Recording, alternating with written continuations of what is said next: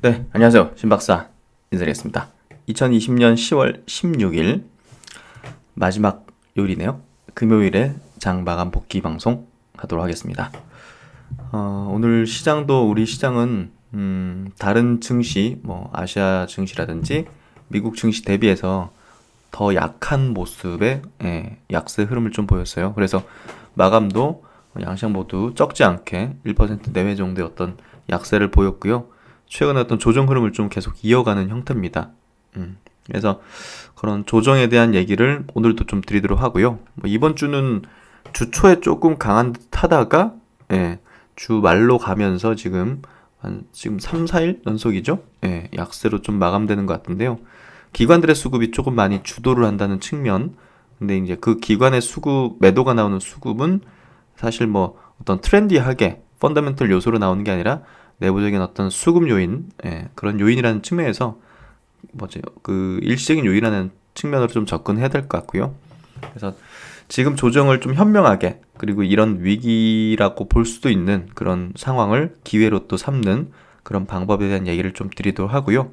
셀트론 얘기는 그 바이오시밀러 쪽 얘기를 좀 드리도록 할게요. 지금 뭐 글로벌 빅팜들의 오리지널 약들의 실적들이 상당히 좀 안 좋게 나오는데, 바이오시밀러 존재 때문에 그런 흐름들이 좀 나오고 있고, 글로벌 빅팜의 최대 리스크는 바로 뭐 셀트론 존재라는 그런 부분들을 좀 얘기를 좀 드리려고 하고요. 뭐 그리고 이제 뭐 합병에 대한 얘기들, 뭐 여러 가지 항체 치료제 관련된 얘기들도 좀 같이 드려보도록 하겠습니다. 그리고 이제 뭐 들어가기 전에 얘기 드릴 게, 아까 이제 댓글 보면서도 조금 특이한 부분을 좀 보긴 했는데, 이 유튜브 쪽에서 셀트론을 이렇게 짚어주시는 이제 분들 중에서 이렇게 뭐 해킹 내지는 어떤 뭐 유튜브 상에 어떤 문제가 발생했다고 누가 댓글 남기셔가지고, 저도 조금 최근에 특이한 어떤 현상들이 좀 있어가지고, 최근에 보면 뭐 노란 딱지가 계속 붙는, 제가 뭐 어떤 뭐 폭력적이거나 어떤 성적인 뭐 굉장히 유해되는 내용을 하는 건 아니잖아요. 근데 그런 것들이 좀 막 제한이 걸린다거나, 누가 신고를 하니까 그런겠죠? 그런 것들, 그리고 업로드 시간이 좀 많이 걸리거나 중단되는 현상들이 좀 발생하고, 또 좀 굉장히 좀 특이한데, 최근에 계속적으로 그 삼성 서비스 센터 계속 거기서 원격 요청이 들어오거든요. 이게 왜 이렇게 되는 건지 모르겠어요. 그 중단을 하는데도 계속 들어오고 하는데, 모르겠어요. 이게 이제 어떤 현상인지 모르겠지만 뭐 컴퓨터 문제가 아닌 것 같은데, 제 컴퓨터 문제가. 그래서 조금 특이한 현상이 좀 발생되고 있는 게, 저도 좀 그런 부분이 있는 것 같아요. 그래서 문득 아까 그런 댓글 남겨주신 분이 계셔가지고 생각이 나네요. 혹여라도 이제 제 유튜브 뭐가 삭제되거나 막 제가 기존에 계속 얘기하던 그런 기조에서 벗어나는 게 막 어떤 커뮤니티 글로 올라가거나 이런, 만약에라도, 왜냐면 이게 뭐 해킹 당해가지고 제가 접속 못하는 상황이 발생할 수도 있는 거잖아요. 뭐 그런, 내가 아닌 것 같다, 신박사가 아닌 것 같다, 그런 내용이 올라오면, 이런 걸 좀 떠올리셔가지고 눈치채셨으면 좋겠어요. 워낙 이제 셀트론을 짚는다는 게 이 거대한 공매도 세력하고 반대편에 서는 거기 때문에, 뭐 지금 뭐 종목 토론 게시방이나 이런 데 가면 뭐 제 필명 언급하면서 욕하는 사람들 엄청 많잖아요. 사실 그게 뭐 진성도 있을 수도 있죠. 뭐 이 주식 다룬다는 게 사실 뭐 정치랑 비슷한 부분도 있기 때문에, 당연히 뭐 매도하는 사람도 있고 매수하는 사람도 있고 섞여 있기 때문에 갈리잖아요. 이게 갈리는 문제잖아요. 그런 부분에서 뭐 진성 그렇게 하시는 분도 있지만, 알바나 이렇게 악의적인 의도를 가진 사람들도 굉장히 많을 거라고 보거든요. 그래서 그런 것들에 너무 현혹되거나 보지 마시고, 제가 유튜브에서 하는 어떤 내용의 어떤 취지라든지 뭐 그런 어떤 철학 같은 거는 그래도 제 구독자님들께서는 잘 이해하고 계실 거라고 봐요. 근데 종종 뭐 이상한 사람들이 나타나가지고 뭐 그런 것들을 하는 것들이 좀 있는 것 같은데, 잘 판단해 주시면 될 것 같고요. 제 유튜브 채널에서도 지금 조금 이상한 현상들이 발생되는데, 혹여라도 뭔가 좀 이상한 게 막 그러면 제가 아니다, 이렇게 좀 이해해 주시면 될 것 같아요. 아셨죠? 그럼 오늘 장 마감 한번 해보도록 하겠습니다. 코스피가 0.8% 빠졌어요. 그리고 코스닥이 1.26% 빠졌어요. 적지 않게 빠졌죠. 이게 이제 계속적으로 지금 4일 연속 코스피가 보시면 요 13일, 그러니까 10월 12일이 월요일이죠. 월요일 오르고 나서 화요일부터 쭉 계속 내려왔죠. 그리고 코스닥도 마찬가지로 월요일날 0.2% 오르고 나서 화요일부터 계속 두두두둑 내려오고 있죠. 예. 근데 이게 조정의 성격이에요. 이게 제가 붕괴되거나 뭔가 좀 문제가 발생한다 하면 직관적으로 뭔가 좀 제가 눈치를 좀 채는 게 그런 스피릿이 조금 있거든요. 여기서도 마찬가지로 이 코스닥 지수 자체가 과거 이제 지난 2월달 제 유튜브 2월달 영상에 있을 거예요. 그때 제가 이거 뭐 좀 이상하다. 일단 리스크 피해야 된다. 이런 영상 올린 거 있으니까 한번 보시면 뭐 도움이 될 수 있을 것 같은데요. 요때 좀 이상하더라고요. 외국인들 미친 듯이 팔면서 그리고 이제 잠깐 반등이 나왔죠. 이때 저는 물량 거의 다 털어냈거든요. 주식을. 예. 이상하더라고요. 이거는 뭔가 좀 큰 블랙스완 가능성이 높다. 예. 코로나 터지고 나서 대부분의 국내 전문가들이 이거 뭐 과거에 사스나 그냥 뭐 그런 것처럼 지나간다 해가지고 뭐 테마로 이제 치부하거나 이제 그런 식이었는데 느낌 이상하더라고요. 그래서 털어버렸는데 아니나 다를까 이런 현상이 발생했죠.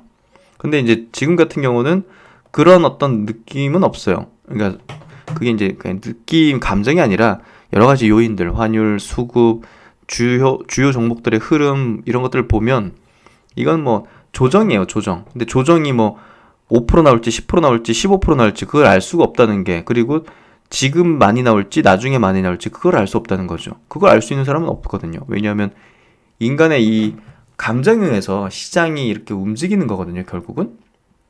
그리고 이제 종목은 장기적으로 보면 펀더멘털이나 이제 실적이나 이런 걸로 이제 움직이지만 단기적으로는 역시나 뭐 많이 올라서 과열되면 좀 떨어지고 너무 막 바닥권에 막 실적이 안 좋고 막 전망이 안 좋아도 너무 막 급락하거나 과매도권에 들어가면 또 반등이 거세게 나오고 막 이런 속성이 있거든요. 단기적으로는. 그렇기 때문에 우리가 이제 장단기에 대한 어떤 포인트들을 잘 짚고 있어야 되는데 지금 단기적으로 좀 주요 종목들이 많이 과열된 측면이 있고 또 이제 시장에 참여하는 이제 투자자들 개인 투자자들 뭐 대출로 엄청나게 샀지 않습니까? 최근에 그런 것들이 추가적인 매수를 할 수 있는 여력을 좀 줄이면서 단기적으로 금융권에서도 대출까지 막아오려고 하면서 지금 조금 쉬어가는 그런 어떤 흐름을 보이는 거예요.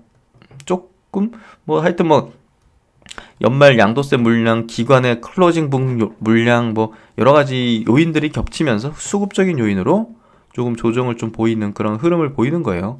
그래서 뭐 오늘 제넥신이 좀 많이 빠지고 해가지고 막 제넥신 물어보시는 궁금하신 분들 많으셨던 것 같은데 제넥신은 워낙 이제 변동성이 큰 종목이기 때문에 그런 부분에서 빠질 때도 좀 많이 빠지고 올라갈 때도 뭐 거세게 올라가고 그런 거라 보시면 될 것 같아요. 특별하게 뭐 우리가 모르는 뭔가 악재가 있는 거 아닐까 백신 관련된 결과가 뭔가 좀 안 좋은 게 있는 거 아닐까 뭐 그런 부분으로 해석할 필요는 없어요. 그래서 최근에 이제 주식을 시작하신 분이거나 이제 초보자분이 굉장히 많잖아요, 시장에. 사실. 그렇죠.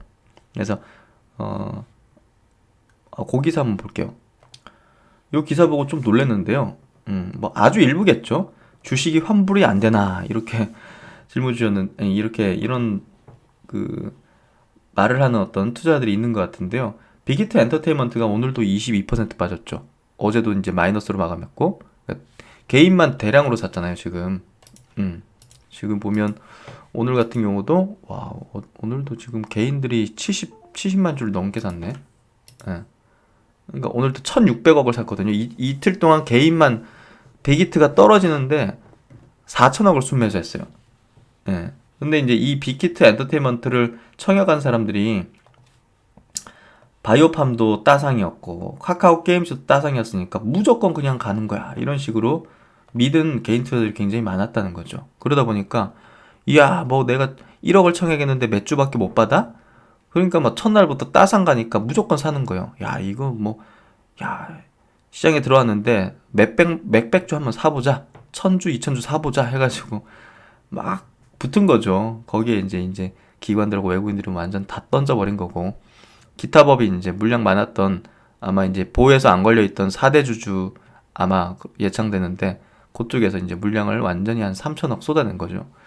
그래서 주식을 잘 모르는 사람들이 굉장히 많은 것 같아요. 그래서 저는 좀 놀랍고요. 예.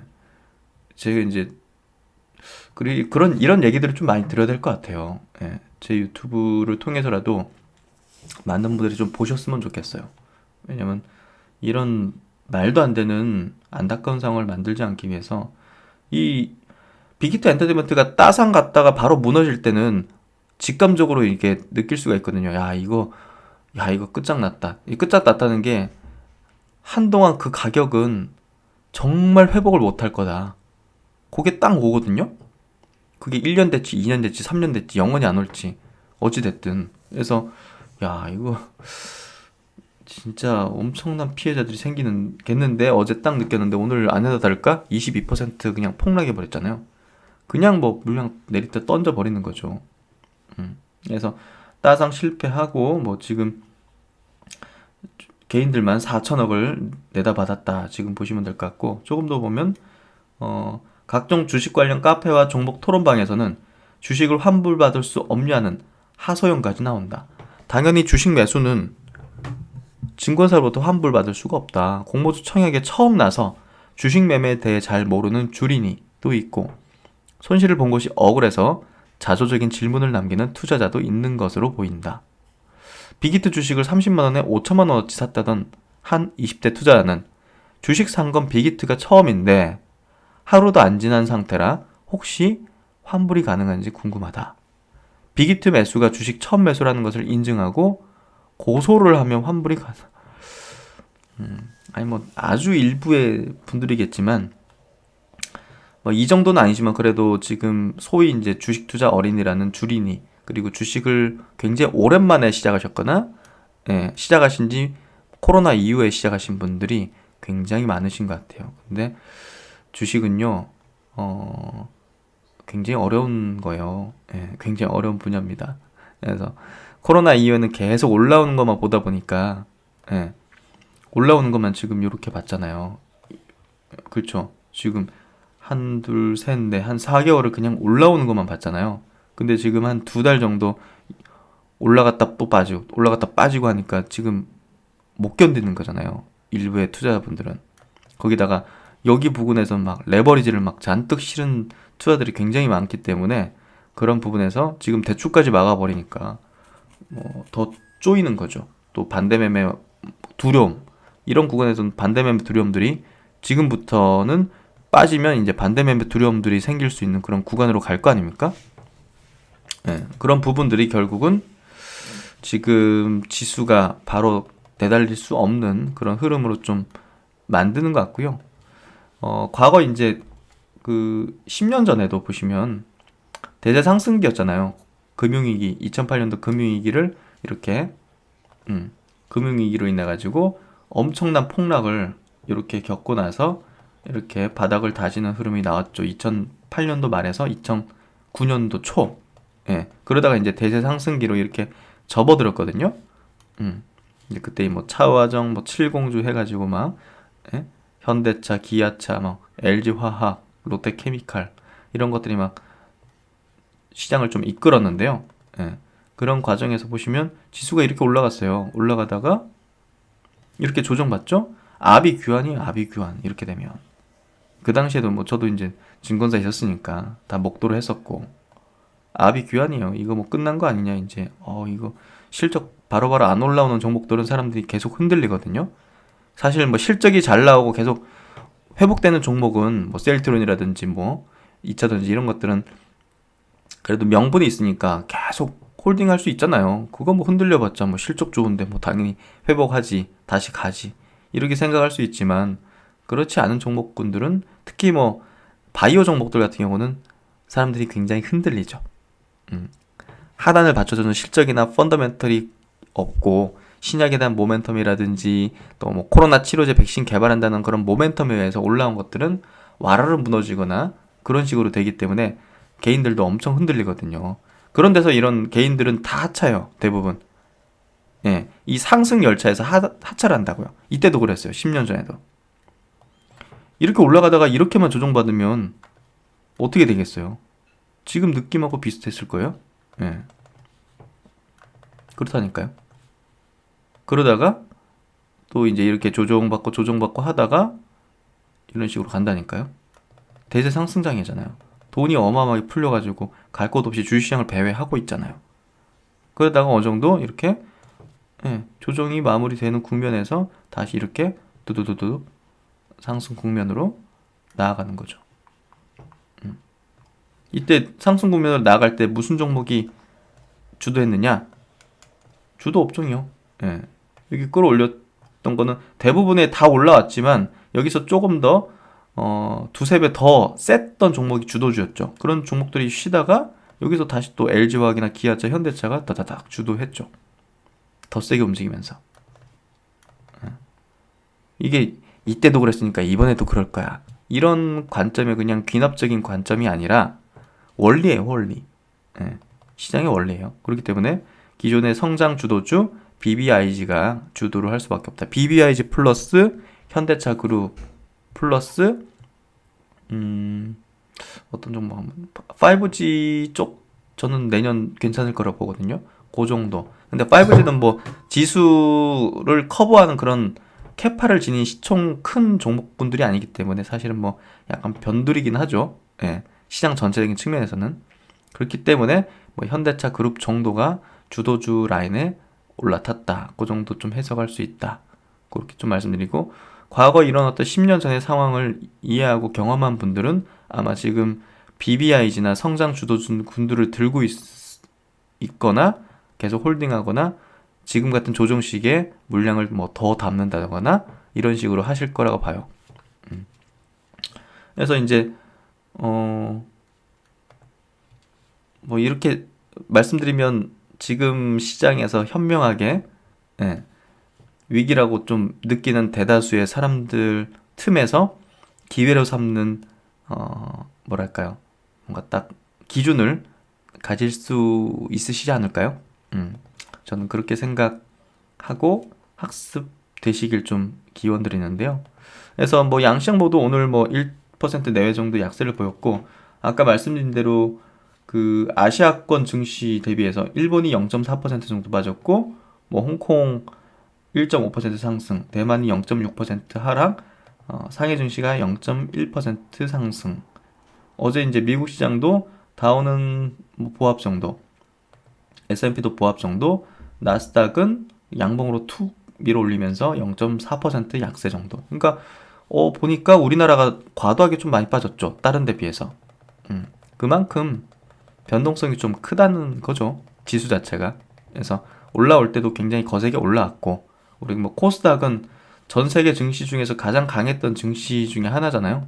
그만큼 강했던 지수기 때문에 조정도 뭐 이렇게 좀 세게 받을 수 있는 거다. 뭐 그렇게 좀 이해하시면 될 것 같고요. 종목으로 넘어가기 전에 수급 한번 볼까요? 수급은 이제 기관 매도는 계속 되고 있고요. 외국인도 오늘은 1,700억 정도 순매도. 개인이 근데 여기서 보면 그 빅히트를 산 게 좀 상당히 비중이 많죠. 그래서 한 6천억, 6,500억 정도 되는 규모로 순매수를 했어요. 개인이. 그래서 종목적으로 가면요. 먼저 이제 빅히트 볼게요. 빅히트. 와, 어제 따상 갔다가 마이너스 마감하고 오늘은 22% 거의 종가가 거의 저가로 마감됐죠. 그래서 수급으로 보더라도 어제와 비슷하죠. 예. 금액으로 볼까요? 오늘은 1,600억 개인이 샀고 기관이 448억 정도 순매도인데 기타 법인 여기 이제 보유해서 안 걸린 이제 4, 5대 주주라고 보여지고요. 여기서 이제 여전히 대량의 매도, 외국인도 매도, 그리고 투신하고 보험하고 연기금은 어제도 그렇고 오늘도 순매수죠. 아마 패시브 수급이라고 보여져요. 그 정도 보면 될 것 같고, 야, 저는 이 가격 다시 못 보지 않을까 하는 생각도 문득 드는데요. 한번 찌를 수는 있겠지, 반등 때문에. 근데 저는 쉽진 않을 것 같아요. 예. 하여튼 뭐 BTS가 제일 중요하고 BTS 군대 갈 일자들이 이제 다가오는 것 같고 BTS 멤버들이 또 나이대가 적지 않더라고요. 20대 후반대더라고요, 대부분. 그러니까 그런 어떤 이런 그룹이 예, 뭐 계속적으로 영속적으로 이렇게 할 수 없잖아요. 나이가 들면 인기 떨어지는 거 당연하고 그런 부분도 고려를 해야 될 것 같고 플랫폼을 갖추고 있다는 게 메리트이긴 한데 그런 것들이 수익성으로 확실히 올라져야 우리가 뭐 밸류를 정당화 시켜줄 수 있겠죠. 그래서 조금 이번에 잡으신 개인 투자자분들은 조금 반면교사로서 학습이 되셨으면 좋겠어요. 다시 이런 우를 범하지 않으시도록. 그리고 이제 오늘 좀 얘기 드리고 싶은 종목이 다음 주에 제가 스마트 리포트에 한번 짚을 예정인데요. NC소프트. NC소프트를 저는 굉장히 좀 좋은 구간까지 왔다고 보여져요. 이게 이제 그 리니지 2M 해외 출시 지연 이런 부분이 컸거든요. 신작 출시 지연, 해외 출시 지연에 대한 부분이 컸거든요. 근데 그거는 당연히 해소되는 부분이에요. 마케팅 전략상 지금 약간 늦추는 부분도 있는 것 같고요. 그래서 제가 볼 때는 그런 것 때문에 빠진 부분은 이거 약간 좀 저점 느낌이 탁탁 들거든요. 그래서 오늘 아니나 다를까 오늘 팍 튀더라고요. 그래서 야 여기서 좀 저점 확인하는 것 같다 이런 생각이 들었고요. 한번 관심을 가져보셔도 좋을 것 같아요. 어차피 뭐 BBIG에 들어가는 대장주구니까요. 실적도 뭐 나쁘지 않고 그래서 NC소프트 한번 보시면 될 것 같고 그리고 이제 SK바이오팜 같은 경우도 최근에 일본의 오노 약품으로 이제 기술주를 크게 했죠. 예. 그 계약금까지 500억 정도 이제 받는 건데 야 이거 제가 볼 때 미국에서 제대로 팔까? 예, 그 부분이 굉장히 의문스러운 건데 이런 기술 수출을 일본에 국한해서 그 정도 규모를 했다. 좀 다른 국가로도 기술 수출 가능성이 제가 볼 때는 높을 것 같아요.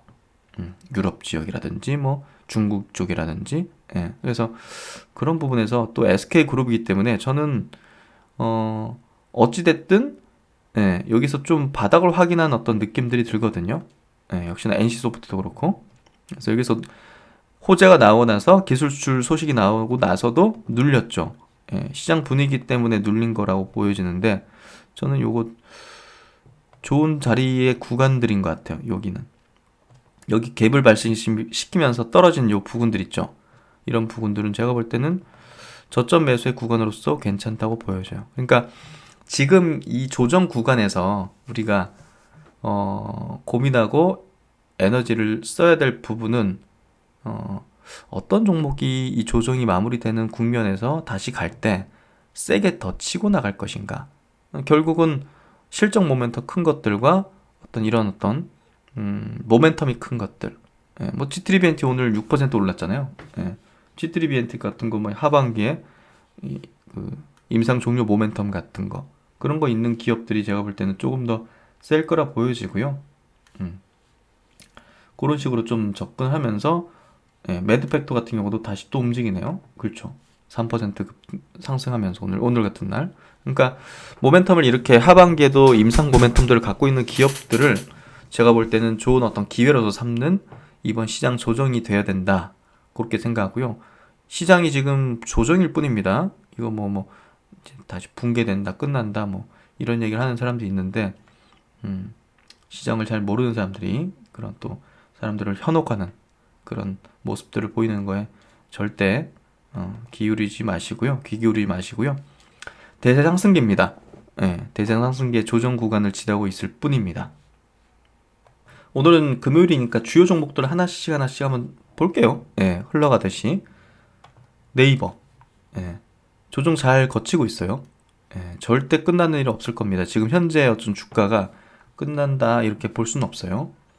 지금 대세 상승장인데 6개월 만에 대세 상승장 끝난다? 말이 안 됩니다. 지금 돈이 뭐 이렇게 풀려 있는 상황에서 저금리가 뭐 유지될 수밖에 없는데 저금리가 지금 뭐 한 3%까지 올라갈 수 없잖아요. 그렇게 된다면 이제 시각이 틀려질 수 있겠지만 그런 상황이 발생하진 않겠죠. 그리고 이제 카카오입니다. 카카오도 마찬가지로 잘 조정을 받고 있다고 보여져요. 추후 뭐 모멘텀들이 세니까 뭐 수급은 최근에 기관들이 좀 파네요. 차익 실현하는 거겠죠. 그래서 차익 실현하는 거에 야 기관 털고 나가네 이런 식으로 접근하면 안 돼요. LG화학 오늘은 플러스네요. 0.4% 플러스고 배당을 발표했다는 게 좀 의미가 있는 것 같고요. 예. 그리고 LG화학 우선주, LG화학 우선주도 오늘 0.4% 강세. 뭐 누누이 강조드리만 LG화학 우선주, 삼성 SDI 우선주, 뭐 현대차 우선주, 삼성전자 우선주 이런 거는 은퇴하신 분들, 은퇴 앞두신 분들은 제가 볼 땐 추천을 한번 드릴 수 있을 것 같아요. 장기적으로 볼 때 성장하면서도 캐시플로도 확보되는 그런 종목군이기 때문에 괜찮을 것 같고요. 삼성 SDI도 조정 건전한 조정을 거치고 있다고 보여지고요. 이런 흐름 속에서 제가 볼 때는 전기차 종목 그동안 올라가지고 막 못 사겠다는 사람들이 아니 조정받을 때 사면 되는 거지 안 그렇습니까? 조정받을 때 좀 제가 볼 땐 용기를 가질 필요가 있다. 왜냐면 이 종목 문제 있을 이유는 없잖아요. LG화학 그 배터리 화재 문제 그런 것들은 큰 물결, 큰 흐름에 영향을 미치는 요소는 아니라고 봐요.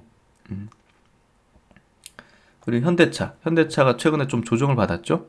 오늘도 밑골이 쫙 찌르면서 2% 약세로 마감됐는데요.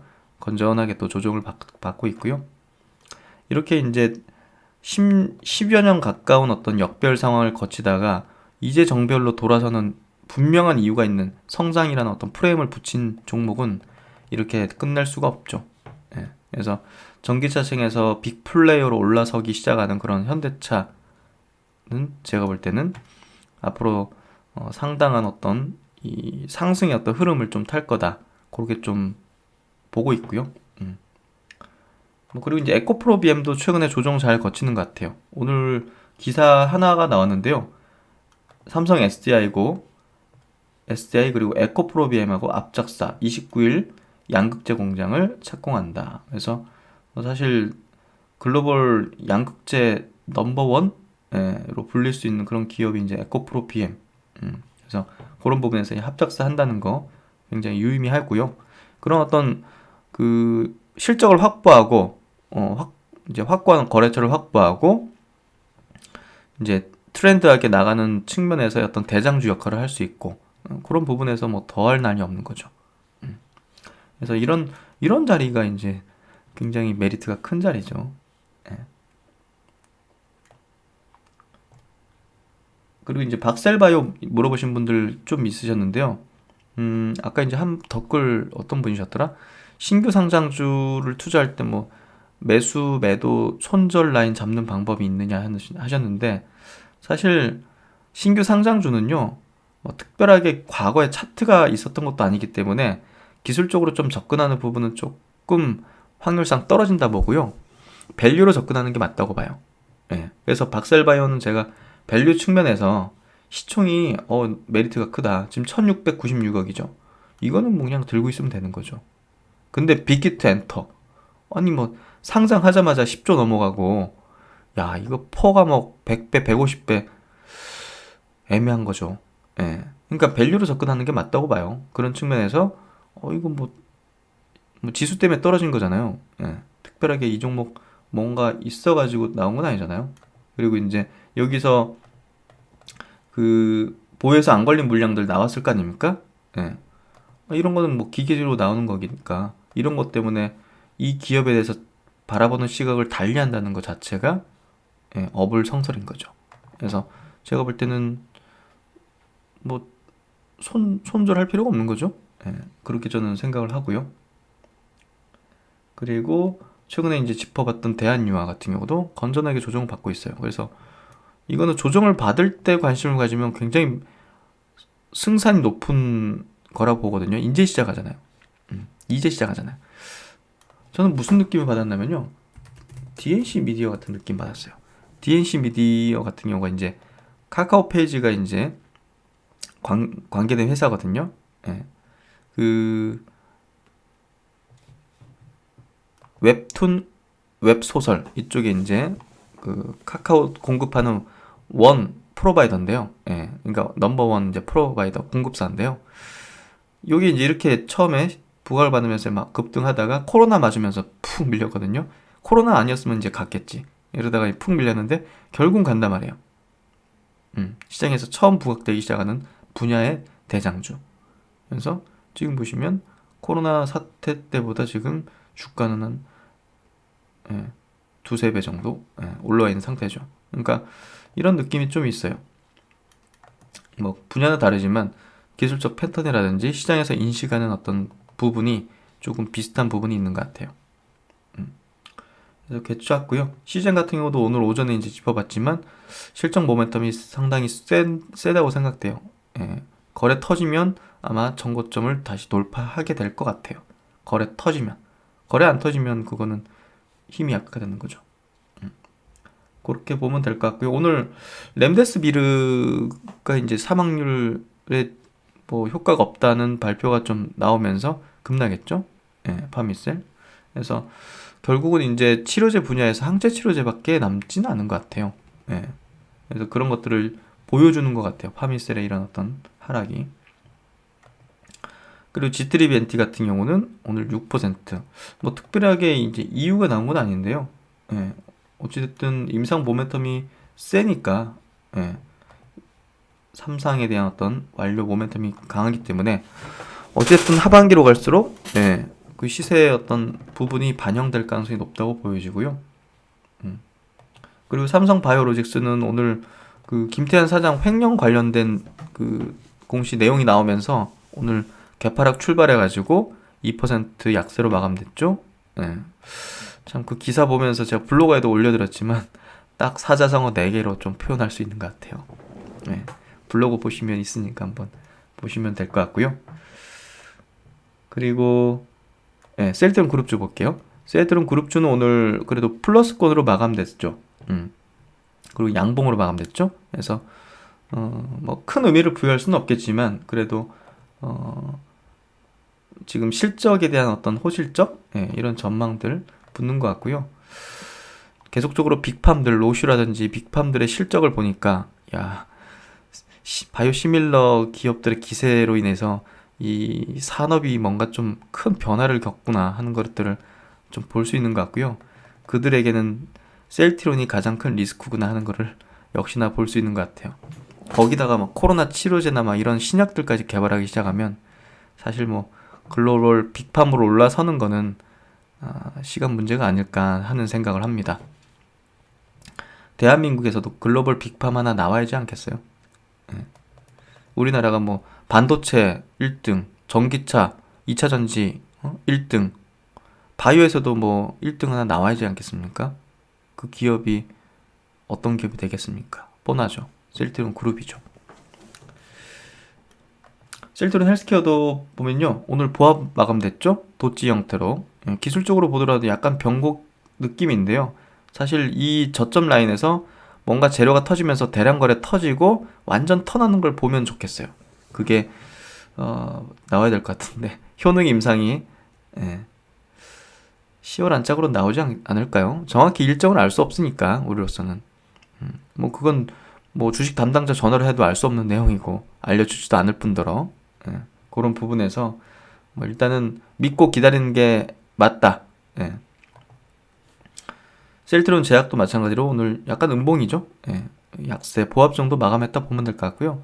그래서 뭐 본주 셀트론이 제일 중요합니다.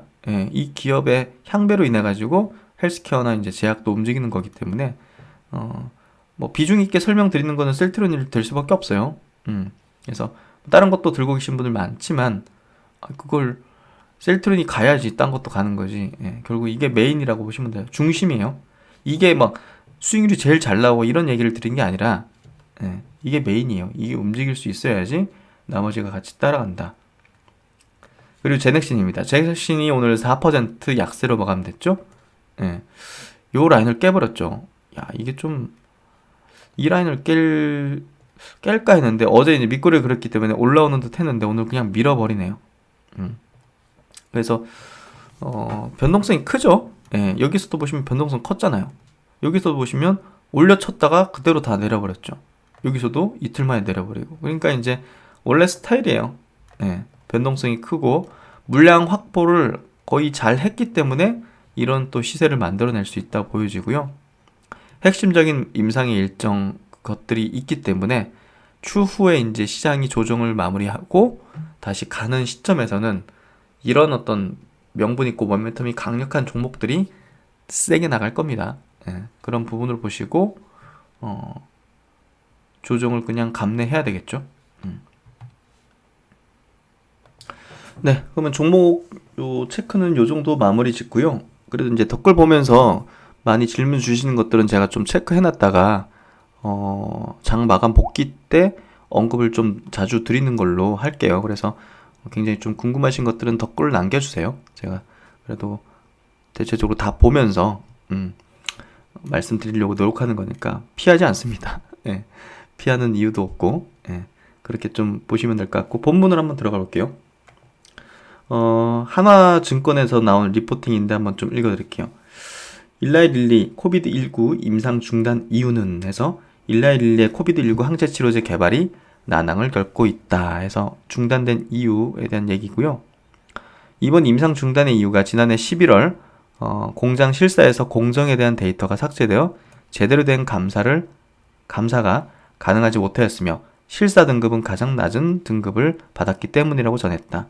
이 등급은 이 워닝 레터 이슈가 발생할 확률이 매우 높기 때문에 임상 중단은 불가피한 것으로 보이지만 실제 임상이 중단된 이유가 실사 등급 때문인지 회사가 언급한 잠재적인 안정성 문제에 대한 우려인지는 이제 알 수가 없죠. 구체적인 어떤 이유로 밝힌 건 아니니까. 그리고 이제 임상 중단이 긴급 사용 승인에는 영향을 줄 것이라는 느낌은 들죠. 예, 하지만 뭐 이거 역시 뭐 확신할 수는 없죠. 그래서 승인 받을 수도 있는 거예요. 근데 제 개인적인 생각은요, 예, 사실 뭐 경쟁 구도에서 좀 탈락했다. 그렇게 좀 저는 개인적으로 생각을 하고요. 어쨌든 이 5가지 임상을 해요. 일라일리가 코비드19 항체 치료제. 그 중에서 이제 블레이드 1이라는 임상, 여기 이제 임상 2상 단계인데, 여기 1차 지표에서 평가 지표에서 체내 바이러스 양의 감소량에서 통계적인 유의성을 좀 밝혔죠. 예. 그래서 FDA 이제 긴급 사용 승인을 신청한 거기 때문에 임상이 많아요. 또 딴 걸 또 올려볼 수도 있는 거고. 그래서 그런 부분에서 또 될 수도 있다 이런 어떤 얘기를 하시는 것 같고요. 어쨌든 이게 공장 문제라면 이 전체 5건이 문제가 될 수도 있고, 특별히 어떤 요 5건 중에서 뭐 한두 건 정도가 뭐 안정성 문제가 생겼으면 그걸로 인해서 중단된 거라면 뭐 다른 어떤 임상에서 승인 받을 수도 있는 거고, 뭐 그런 어떤 부분인 것 같고요. 그럼 이제 항체 치료제 이제 긴급 사용 승인은 언제 될 것인가? FDA가 긴급 사용 승인으로 허가한 코비드19 치료제는 총 5가지다. 그중 보편적으로 사용할 수 있는 제품은 길리어드 사이언스의 렘데스비르가 지금 유일하죠. 하지만 렘데스비르의 치료기간 단축에는 통계적으로 유의미한 덱터를 확보하였으나 사망률 개선 등의 지표에서는 아직 물음표가 붙어 있어 새로운 치료제의 필요성이 대두되고 있으며 코비드19에 감염되었던 트럼프 대통령이 리제네론의 항체 치료제로 빠르게 치료되어 대선 경쟁에 다시 합류하게 되면서 항체 치료제에 대한 기대감이 더욱 높아진 상태이다. 지난 10월 7일 현재 리제네론과 일라이 릴리는 코비드19 항체 치료제의 긴급 사용 승인을 신청하였으며 트럼프 대통령이 최대한 빠른 시일 내에 이 2개의 항체 치료제 승인을 내줄 것이라고 언급한 것을 감안하면 항체 치료제는 머지않아 사용할 수 있을 것으로 예상한다.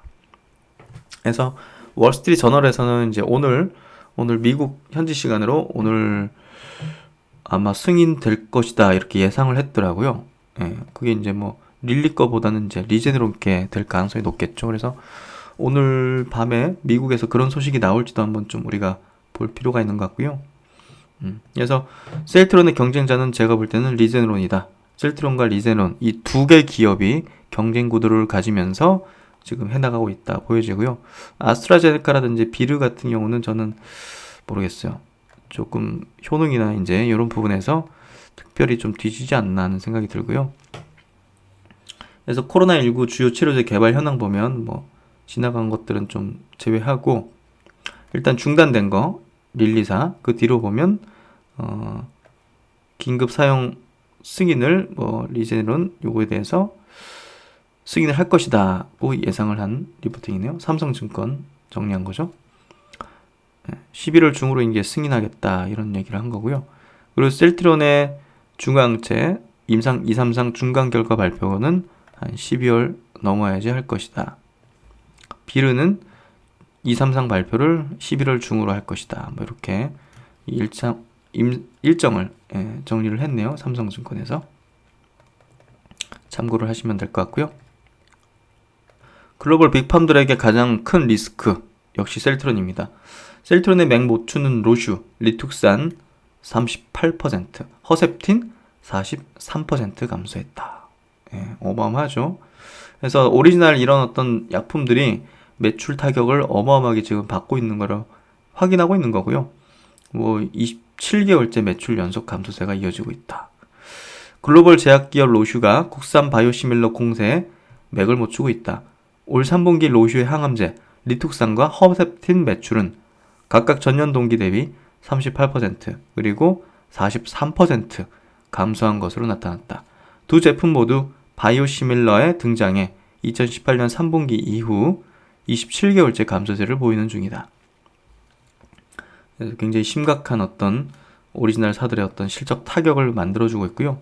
거기 당연히 이제 셀트론의 트룩시마, 그리고 화이자의 룩시엔스, 이런 것들이 리툭산의 바이오시밀러로 치고 달리면서 매출을 깎아주고 있고요. 그리고 이제 유럽에서도 이제 이렇게 바이오시밀러로 인해 가지고 31%나 전년 대비 감소했다. 이런 내용들. 그리고 허셉틴 같은 경우도 유럽에서 셀트론 허주마에 완전히 점유율 이제 뺏기고 있고, 또 이제 미국 시장에서 암제네 칸젠티 이런 것들, 삼성 바이오에피스의 온트루잔트 이런 거 경쟁하면서 뚝 이렇게 매출이 절반 이상 떨어지는 그런 현상이 벌어지고 있습니다. 그래서 이런 현상이 지속되겠죠. 그리고 새로운 제품들도 계속 바이오시밀러가 나오면서 그런 식이 돼갈 거고. 그래서 바이오시밀러 시장은 결국은 몇 개 과점된 업체, 선두 업체들이 계속적으로 시장을 확장시켜 나가고 이 과실을 계속 거의 과점적으로 형성시켜 나가는 시장이 될 것이다. 거기에 단연 최선호주는, 최수혜주는 셀트론일 것이다. 그래서 이제 미국 정부 정책을 보면요, 4가지 행정명령을 내렸었죠. 2020년 7월 24일 4가지 행정명령에 서명을 했다. 트럼프 대통령이. 왜? 미국인의 처방약 구매 비용을 낮추기 위해서. 그래서 이거 발표되고 나서 바이오시밀러 업체가 팡 튀었어요. 오리지널 업체들은 이렇게 내렸고요. 이게 무슨 얘기냐? 바이오시밀러 수혜라는 거죠. 미국도 이제 바이오시밀러를 권장하는 국가가 되고 있는 겁니다. 그래서 첫 번째는 의료기관이 제약회사에서 받는 리베이트를 직접 인슐린과 에피펜을 투여하는 환자에게 돌아가게 함으로써 저소득 환자들에게 감당할 수 없는 진료비 청구를 막는 방안이다. 두 번째는 캐나다와 같은 나라에서 값싼 처방약을 합법적으로 수입할 수 있도록 허용한다는 내용이다. 세 번째는 소비자에게 약이 전달되는 과정에서 유통업자들이 차지하는 중간 마진을 제약사들이 줄일 수 있게 중간 과정을 건너뛰고 할인가로 처방약을 직접 제공하는 것이다. 네 번째는 의료보험이 외국 정부가 지불한 동일한 가격에 약품을 구입하도록 의무하는 내용이다. 이래서 구매 비용을 낮추게 하겠다는 거거든요. 그래서 결국은 미국 정부의 이 헬스케어 정책도 적극적인 바이오시밀러 도입 정책이다. 이건 트럼프든 바이든 상관없이 같습니다. 그래서 유럽과 비교해서 미국의 바이오시밀러 승인 건수가 적은 이유는 2006년 처음 바이오시밀러 제품을 승인하면서 적극 장려한 유럽과 달리 미국은 법안 정비와 자국산업 보호 등을 이유로 2015년에 이르러서야 최초로 바이오시밀러 판매를 승인했기 때문이다. 바이오시밀러를 도입하게 된 가장 큰 배경으로는 자기 부담감이 큰 미국의 의료보험 체계 때문인 것으로 판단된다. 그래서 이 바이오시밀러 이제 관련된 이제 액션 플랜을 이제 발표하면서 결국은 바이오시밀러 시장이 확대되는 과정이 있습니다. 셀트론의 중장기적인 호재라고 볼 수 있고요. 로슈 같은 기업은 중장기적인 악재로서 받아들일 수밖에 없는 그런 상황인 거죠. 그리고 이제 셀트론 관련된 기사인데요. 제가 좀 정확하게 좀 짚어드리는 게 필요해서 이게 뭐 이상한 방향으로 기사들이 좀 보도되는 것 같아요. 예, 기자들의 어떤 자신들의 시각에서 또 이제 많은 사람들이 또 이제 잘못된 판단을 할 수 있는 그런, 제가 볼 때는 그런 내용들이 좀 섞여 있는 것 같은데요. 이번에 이제 그 셀트론 헬스케어 통합, 아니 그 셀트론 헬스케어 홀딩스라는 이제 지주사를 설립했지 않습니까? 근데 여기에 이제 첫째 아들 서진석 수석 부사장이 지금 등기 임원으로 올라갔어요. 그러니까 이제 한간에는 야, 이 경영 승계하는구나. 예, 바이오 업계에서 30대 총수 신화의 새로운 주인공이 탄생할 가능성이 커졌다 하면서 굉장히 좀 안 좋은 의미를 좀 만들어낼 수 있는 그런 방향으로 기사들이 좀 써지는 것 같아요. 그래서 뭐 이 기자분의 생각도 존중합니다. 근데 제 생각을 좀 밝히고자 하고요. 사실은 이거는 자연스러운 흐름이고요. 이게 뭐 경영권을 승계한다, 이 뭐 새로운 총수로 이제 올라선다, 뭐 재벌처럼 그런 의미로 해석을 하면 안 된다고 생각해요. 그 이유는 어차피 이제 내년에 통합 셀트론이 이제 출범하게 될 텐데 이 셀트론 회장이 결국은 그 서정진 회장이 은퇴를 앞둔 시점에서 이제 정리를 다 하고 나가셔야겠죠. 예, 그런 부분에서 이제 통합까지 이제 발표까지 하고 또 서 부사장을 여기 향후 이 통합 아마 홀딩스가 될 것 같아요. 그렇죠? 셀트론 홀딩스하고 합칠 거 아닙니까? 어차피. 그래서 여기 등기 임원하면서 이제 이사회 의장으로 갈 수 있게 하는 거예요. 이 등기 임원 됐다는 거는 그냥 직원 개념의 이제 미등기 이사가 아니라 말 그대로 이제 이사에 참여하는 아마 의장으로 이제 올라서게 될 건데 그런 식으로 해가지고 막 총수 이런 개념이 아니라 이제 소유와 이제 경영을 분리시키는 차원으로 이제 가겠다는 거를 보여주는 거예요. 제가 볼 때는 그런 부분을 막 총수로 간다 막 이런 식으로 잘못된 해석을 해서 부정적인 인식을 심게 만드는 거는 굉장히 잘못됐다 생각하고요. 나중에 이제 셀트론 홀딩스 같은 경우 이런 셀트론 홀스케어 홀딩스 합칠 텐데 합치면 셀트론 홀딩스가 셀트론 헬스케어 홀딩스 쪽으로 흡수될 가능성이 높아요. 왜냐하면 자산 규모 자체가 일단 셀트론 홀딩스 자산 규모가 8천억 규모에 그치거든요. 예. 그래서 이게 이제 시가 기준이 아니라는 측면에서 셀트론 주식을 들고 있는 게 시가로 치면 뭐 엄청나지만 그렇게 치지 않기 때문에 결국은 흡수합병을 하게 될 것 같고 어찌됐든 통합 홀딩스의 이 의장 자체를 서 부사장이 아마 하게 될 걸로 보여지고요. 뭐 그 내용이 이제 여기 있는 거죠. 그 아버지 서 회장이 지난해 1월 미디어 간담회에서 내년 말 은퇴하고 이후 경영은 자녀들이 아닌 전문 경영인에게 맡기겠다고 선언한 뒤 하지만 회사의 주인은 있어야 된다. 회사의 주인이 있어야 돼요. 회사의 주인이 없다는 거는 뭐 굉장히 좀 뭐랄까요? 구심점이 없다는 거거든요.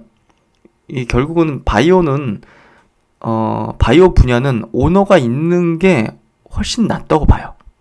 예. 지금 글로벌 빅팜들은 그렇지 않겠지만 현재로서는 초기에 이걸 수익도 안 나는 사업들이라든지 막 돈만 들어가는 사업을 하는 데 있어가지고 그리고 향후에도 결국은 도전적인 걸 해나가야 되지 않겠습니까? 신약이든 뭐 신약으로 나가야겠죠 당연히. 그런 부분에서 볼 때 오너가 있는 게 굉장히 필요해요. 주인이 있어야 돼요. 이 괜히 막 지분이 막 외국계 막 가고 이러면은 회사 잘못될 수도 있는 거고 그런 부분에서 적절하게 주인은 있대. 경영은 전문 경영인이 맡고 이 큰아들에게 이사회 의장을 이제 제안했다. 이사회를 이제 소집할 수 있거나 소집할 때 이제 동의가 필요한 어떤 그런 의장, 의장의 역할을 좀 제안했다. 의장의 역할은 여러 가지 정해질 수 있어요 따로. 그래서 그냥 이사회 소집이나 그런 정도를 이제 할 수 있을 것 같고요. 현재 셀트론 이사회 의장을 서 회장이 맡고 있기 때문에 장남에게 그 자리를 물려주겠다는 뜻으로 읽힌다. 그래서 그룹 총수 뭐 회장 뭐 이런 역할을 하는 게 아니라 그냥 이사회 의장 정도 하겠다. 그 정도로 해석하면 될 것 같고요. 제가 볼 때는 이게 막 뭐 부정적인 인식을 낳는 방향으로 기사가 많이 써질 수 있을 것 같은데 그런 식으로 접근하지 않는 게 맞다. 그렇게 좀 생각합니다. 그리고 이제 마지막으로 요 얘기를 좀 드리도록 할게요. 지금 저는 시장이 대세 상승 국면이고 지금은 조정이니까 걱정할 필요가 없다. 그냥 홀딩하고 있는 종목들, 성장 주도들 잘 들고 있으면 된다 얘기를 드리는데요. 우리가 좀 거시적인 안목도 갖고 있어야 돼요. 항상 뭐 시세 변동을 매일마다 보고 매주마다 보고 종목들의 어떤 흐름만 보기만 하면 정말 그냥 나무만 보는 거잖아요. 그러면 또 잘못된 판단을 할 가능성이 높아요. 그래서 적절하게 나무와 숲을 같이 번갈아서 보는 게 되게 중요하고요. 그리고 뭐 운전할 때도 뭐 앞만 보는 거 아니잖아요. 백미러도 보고 또 거시적으로 뭐 앞도 전망을 또 보고 그래서 결국 이제 이런 얘기를 종종 드리는 게 중요할 것 같아요. 이 리포팅은 이제 무엇을 투자할 것인가 제목이 그래서 세 가지를 제시를 하고 있는데요. 맞아요. 지금 현금 들고 있으면 안 되죠. 초저금리 상황에서 현금 들고 있는 거는 완전히 녹아내리는 거라 볼 수 있는 거고 투자 자산으로 옮겨가야 돼요. 지금 대표적인 게 현재 주식인 거죠. 부동산은 지금 너무나 이제 규제가 심해지고 있어요. 그러니까 여러 가지 세금 떼고 뭔가 규제 때문에 차단하는 그런 것들 고려한다면 결국은 수익률 나는 쪽도 있겠지만 상대적으로 주식에 비해서 조금 메리트가 많이 떨어지는 거죠. 향후에 상당 기간은 그런 부분으로 봐야 되고요. 현금보다는 투자 자산, 주식 쪽으로 옮겨가야 된다. 그리고 그 안에서 보면 성장주다. 그리고 인플레이션 해지 자산으로서 이런 금은 구리, 금 같은 것도 대체 투자로서의 어떤 역할을 해줄 수 있다. 저도 이렇게 생각해요. 그래서 딱 지금 이런 거시적인 어떤 안목으로도 볼 수 있어야 되고요. 조금 더 보면 투자의 시대. 투자의 시대에 어떤 자산을 투자해야 할까? 현금은 이미 저금리로 고정수익이 거의 없는 자산으로 보유 자산으로서 매력이 없다. 단순히 투자를 위한 대기성 자금의 역할을 할 뿐이다. 또한 인플레이션 사이클에서는 가치가 계속 하락하기 때문에 당연히 매력이 떨어지는 자산이다. 현금 보유를 통해 일정 수준의 고정수익이 가능할 때까지 현금은 보유에 따른 기회비용이 커질 것이다. 현금의 고정수익이 작아지니 금처럼 고정수익이 불가능한 자산은 가치를 다시 평가받게 된다. 금은 인플레이션과 금리의 방향으로 움직이는 자산인데 최근 금 가격 움직임은 인플레이션보다는 저금리 영향이 더 크다. 고정수익을 평가할 임계치보다 금리가 낮아지면서 인플레이션 상황이 아님에도 금 가치는 상승하고 있다. 향후에 인플레이션 가치까지 반영할 수 있는 환경이 올 수도 있을 것이다. 성장의 희소성. 이게 바로 높은 성장 프리미엄이죠.